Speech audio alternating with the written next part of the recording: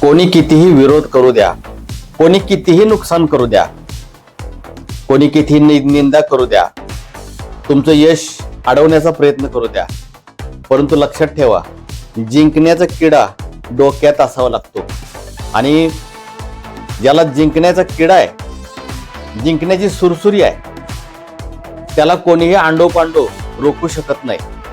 आणि म्हणून सांगतो, तुमच्या आयुष्यात दुःख येऊ द्या, संकट येऊ द्या, वाटेल ते येऊ द्या, परंतु स्वतःची स्वप्न पूर्ण करण्यासाठी स्वतः धडपडायचं आहे. कारण तुम्ही ती स्वप्न स्वतः पाहिलेली आहेत.